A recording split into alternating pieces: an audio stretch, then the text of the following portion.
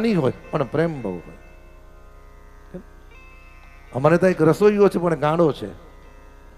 રસોઈયો ગાંડો છે પણ એ ગાંડપણમાં એટલો બધો પ્રેમ. હું આશ્રમમાં કલાક જેવું એટલે તરત કે દાદા એક કામ કરો, આ રોટલી મૂકી દો, દાદા માટે ગરમ લઈ આવું.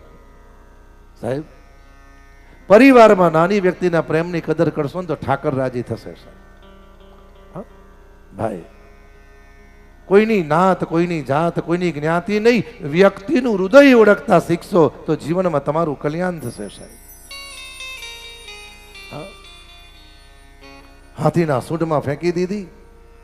આ લીલા જોઈને દુર્વાસાએ શ્રાપ આપ્યો, હે દેવેન્દ્ર, અતિરેક સંપત્તિમાં ભાન ભૂલ્યા છો, હું તમને શ્રાપ આપું છું, જાઓ તમારી દૈવી સંપત્તિ નષ્ટ થાય. સાહેબ ભાઈ, લક્ષ્મી એ બતાવવાનો વિષય નથી, લક્ષ્મી એ માં બનીને પૂજન કરવાનો વિષય છે. અમુકને તમે જોજો, 3 વસ્તુ પડદામાં રાખો: ઘરની પુત્રવધુ, ઘરની લક્ષ્મી અને ઘરની આબરૂ. આ 3 વસ્તુ જે ઘરમાં પડદામાં રહે છે ને એ ઘરનું કોઈ દિવસ અહિત થતું નથી. સાહેબ,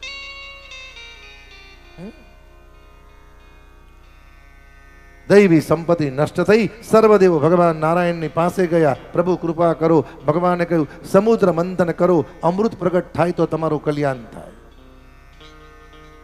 ભગવાને કહ્યું, આટલો મોટો સમુદ્ર મંથન ક્યારે કરીએ? ભગવાને કહ્યું, ભાઈ કામ હોય તો પછી એક કામ કરો, દૈત્યોનો સાથ લો. દૈત્યો સાથ આપશે? આપશે?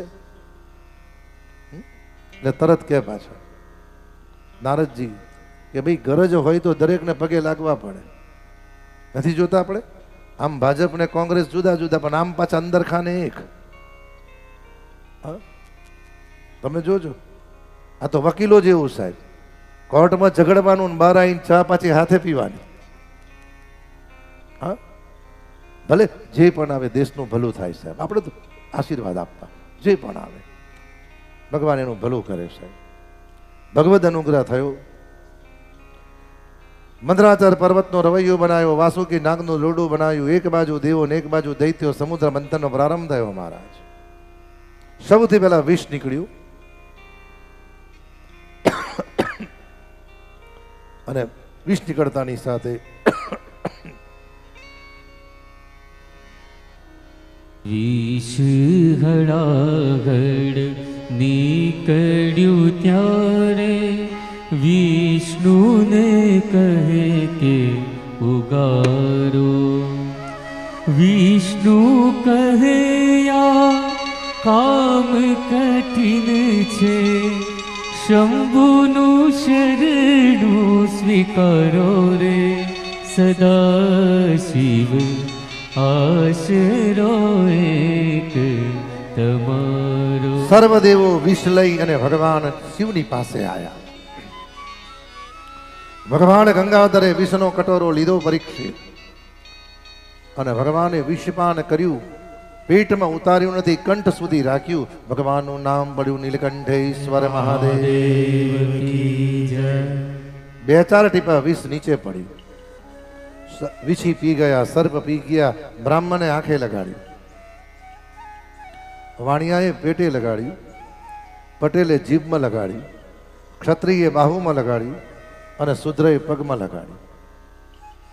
તમે જોજો, બ્રાહ્મણની આંખમાં હોય, વાણિયાના પેટમાં. જેટલું જો એટલું લઈ જાઓ. આપણે તો વર્ષોનો સંબંધ છે, ચિંતા કરશો નહીં. જાઓ, દિવાળી દિવસ તમારું હામટું કરી નાખીશ. પટેલના જીભમાં આપી દે. વાડીઓની વાડીઓ પણ જો મગજ ગયું.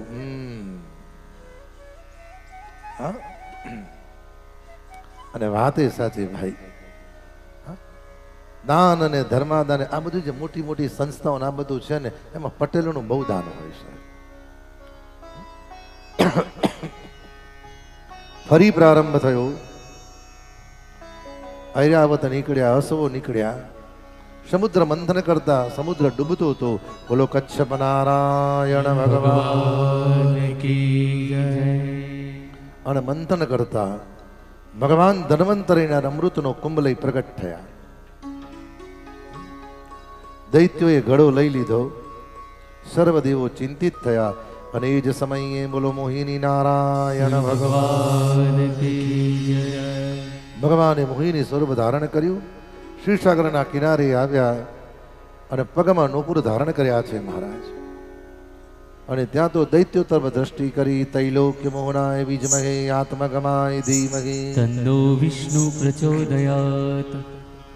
એક દૈત્યએ કહ્યું, ઓલા જઈને પૂછી તો ખરો કે સુંદરી તમારું નામ શું? દૈત્ય જઈને પૂછ્યું, તમારું નામ શું? સુંદર ભગવાને કીધું, તમારા માલિકને કહેજો મને ગમે તે નામથી બોલાવે. હરિ તારા નામ છે હજાર, કયા નામે લખવી કંકોતરી.